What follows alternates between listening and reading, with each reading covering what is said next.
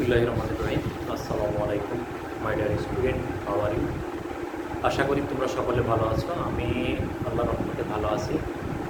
আজকে তোমাদের সামনে অনলাইন ক্লাসে আমি পদার্থবিজ্ঞান দ্বিতীয় পত্রের অষ্টম অধ্যায়ে অবস্থান করছি। আমরা theory of relativity, that means theory of relativity of আইনস্টাইনের আপেক্ষিকতা তত্ত্বের যে বিষয়গুলো সেইগুলো নিয়ে আমরা আলোচনা করছি। এর আগের লেকচারগুলোতে এই সূত্রের সম্প্রসারণ বা ব্যাখ্যা করার জন্য যে রূপান্তরগুলো দরকার সেই রূপান্তরগুলো আমি ধারাবাহিকভাবে আলোচনা করেছি।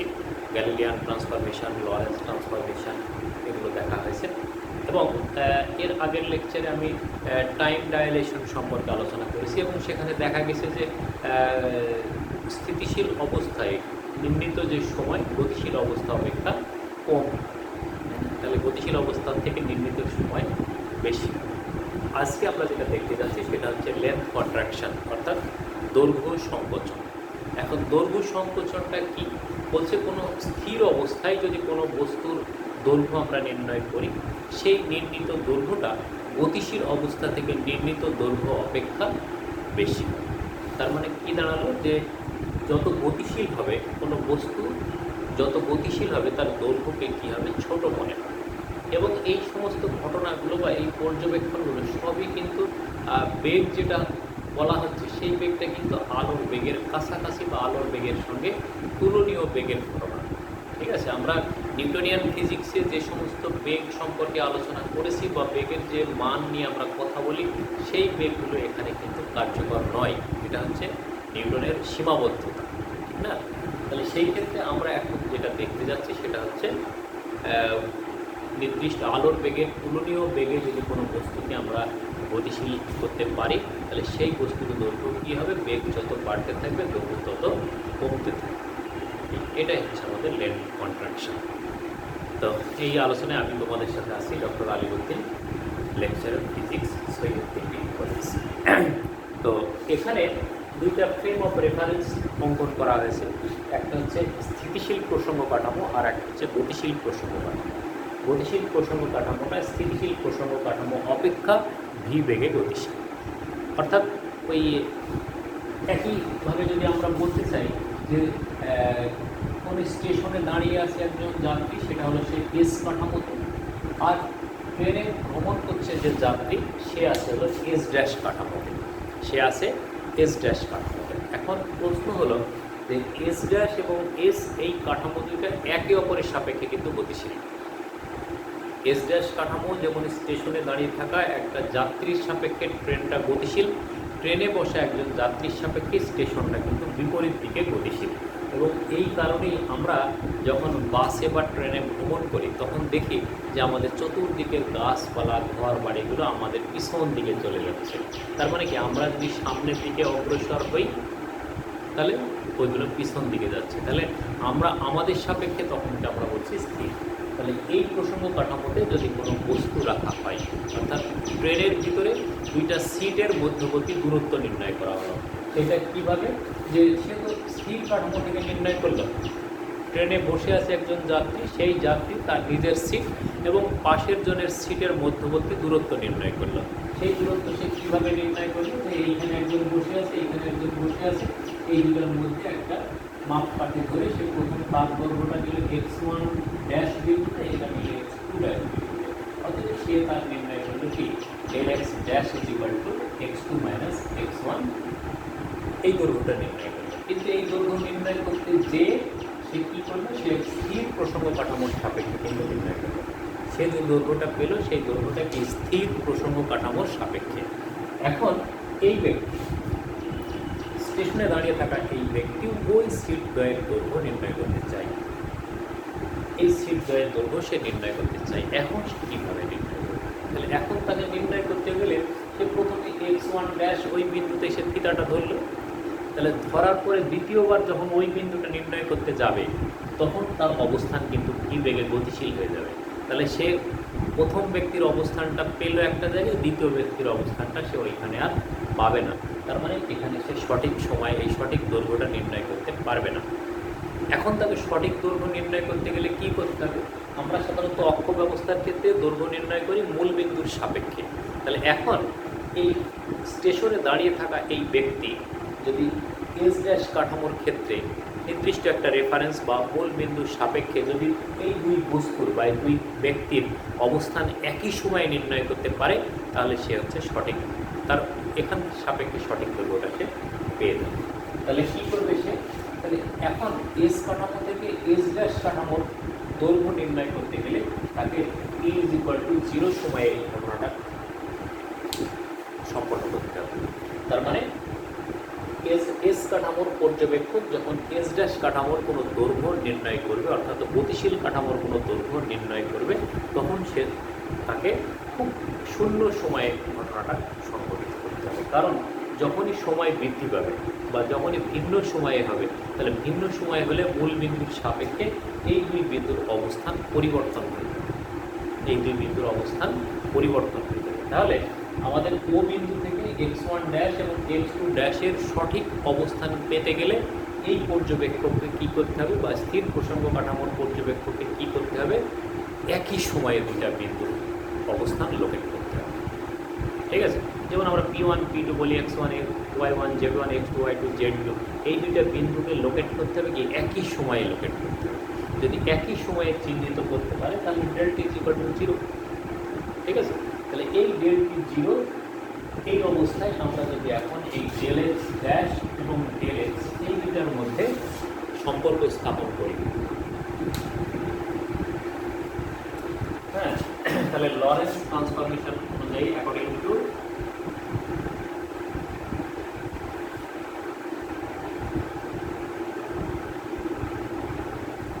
Lawrence transformation,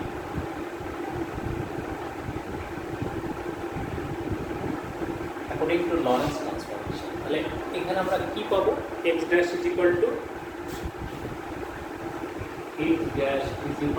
del x minus v del t by c divided by over 1 minus v square by c square। এই del t এর মান যদি আমরা বসাই, del t is equal to del x by c, তাহলে সেই del x square by c square হয়ে যাবে। কিন্তু আমাদের এখানে দরকার del t এর মান, তাহলে del t is equal to কত? del t is equal to 0 হয়ে যাবে। এই যে del t এর মান 0, শূন্য সময়ে এই ঘটনাটা পর্যবেক্ষণ করতে হবে। তাহলে শূন্য সময়ে যদি আমরা পর্যবেক্ষণ করি তাহলে কি হবে? তাহলে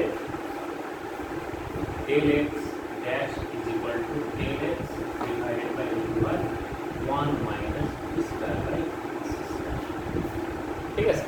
তাহলে এই সমীকরণটা এখন আমরা যদি পর্যবেক্ষণ করি, তাহলে এখন কি পর্যবেক্ষণ করবো? del x ড্যাশটা কি করেছে?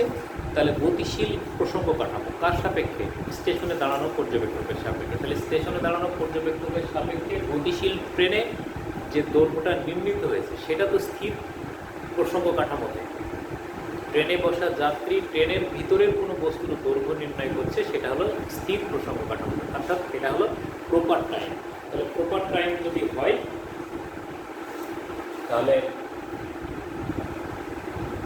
x ড্যাশের পর্যবেক্ষক যে দৈর্ঘ্য এলো del x dash is equal to L naught, এইটা হচ্ছে তাহলে কি প্রপার লেন্থ।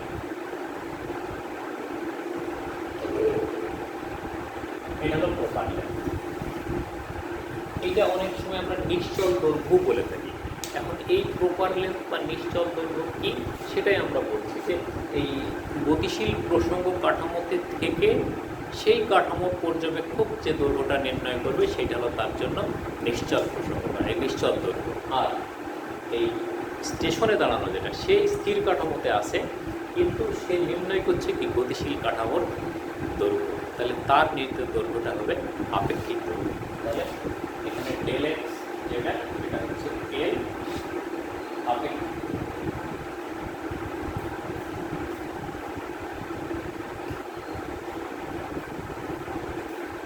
অতএব এখন তাহলে আমরা কি বলতে পারবো?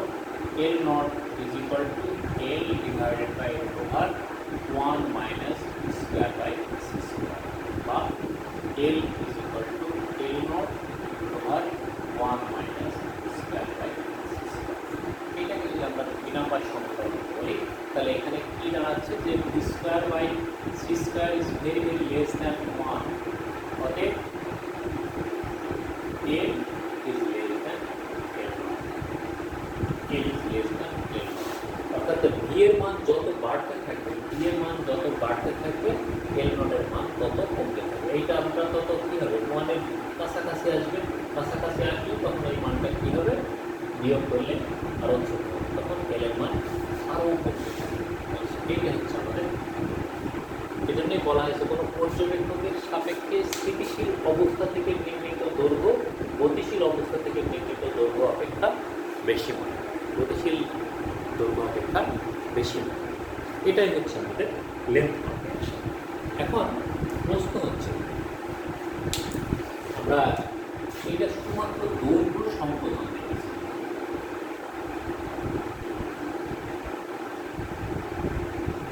দৈর্ঘ্য সংশোধন দেখেছি, কিন্তু বস্তুটাতে যদি 3 ডাইমেনশন হয় তাহলে 3 ডাইমেনশন হলে আমরা লরেন্স ট্রান্সফরমেশন সেটা কি দেখেছি, লরেন্স ট্রান্সফরমেশন থেকে y is equal to y dash আর z is equal to z dash। এই দুটা অবস্থানের কোনো পরিবর্তন হবে না, এই 2 ডাইমেনশনের কোনো পরিবর্তন হবে না। সেক্ষেত্রে আমরা কী বলবো, বস্তুটার শুধুমাত্র দৈর্ঘ্য কমবে। তাহলে দৈর্ঘ্য যদি কমে যায় তাহলে y এবং z এই কক্ষ ব্যবস্থার বা এই ডাইমেনশন দুটা বস্তু অপরিবর্তিত হবে। কিন্তু একটা বস্তু যদি সরু কোনো বস্তু হয় তাহলে সেই বস্তুটা যখন আমরা এক্সের মান পরিবর্তন করবো, এক্সের মান কমতে থাকে, তখন সেই বস্তুটা আস্তে আস্তে ছোটোই হবে, ঠিক আছে। কিন্তু যদি 3 ডাইমেনশনাল কোনো বস্তু হয়, ত্রিমাত্রিক কোনো বস্তু হয়, তাহলে তার একটা মাত্রা হচ্ছে আমরা কমতে দেখছি, কারণ এই বস্তুটা এই কোঅর্ডিনেটটা গতিশীল হচ্ছে শুধুমাত্র এক্স অক্ষ বরাবর, যার কারণে y এবং জেড অক্ষের দিকে তার কোনো পরিবর্তন হচ্ছে না। এই টার্মটা ঠিক, কারণ কোনো বস্তুর শুধুমাত্র দৈর্ঘ্য সংকুচিত হয়, লেন্থ কনভেনশন হয়, কিন্তু তার প্রস্থ বা উচ্চতার এই দুটার কোনো পরিবর্তন হবে না, ঠিক আছে। এই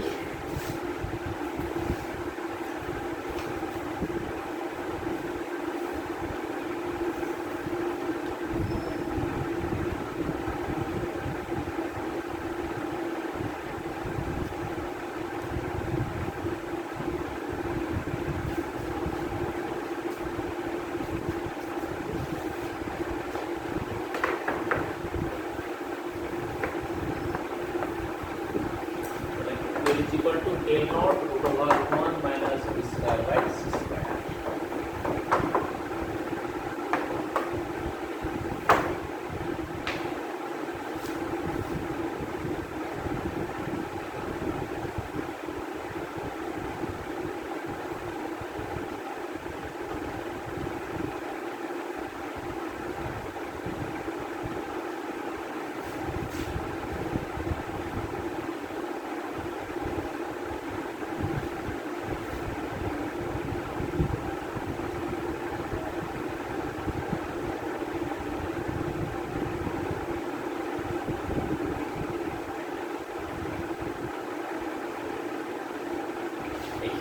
তাহলে নিশ্চল দৈর্ঘ্য কোনটা? নিশ্চল দৈর্ঘ্য হচ্ছে ওই রকেটে বসে যে দৈর্ঘ্যটা নির্ণয় করা হবে সেই দৈর্ঘ্যটা হবে তার নিশ্চল দৈর্ঘ্য। তাহলে এখন নিশ্চল দৈর্ঘ্য যদি আমাদের L naught হয় তাহলে গতিশীল দৈর্ঘ্য কত হবে?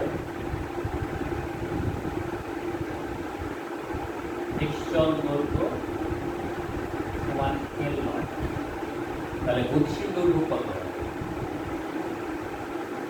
গতিশীল দৈর্ঘ্য L is equal to L naught by 2 বলে, তাহলে c is equal to 3 into 10 to the power 8 meter per second, তাহলে v is equal to এইটা আমাদের, তাহলে আমাদের সূত্র এখন কি?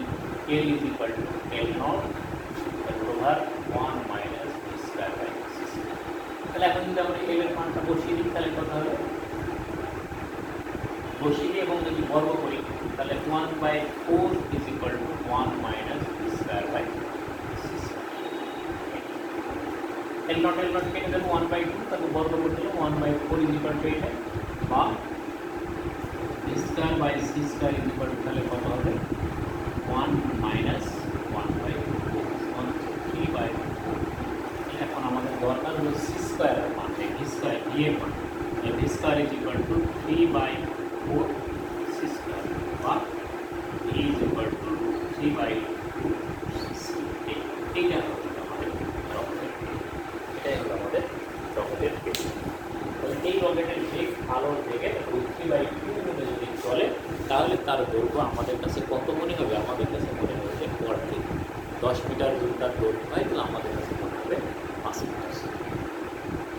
তো এই সূত্রগুলো আমরা ভালোভাবে যদি উপলব্ধি করতে পারি এবং সেখান থেকে তাহলে আমরা যে কোনো গাণিতিক সমস্যার সমাধান করতে পারবো ইনশাআল্লাহ। তো ভালো থাকো তোমরা, সুস্থ থাকো, এই কামনায়। আল্লাহ হাফেজ।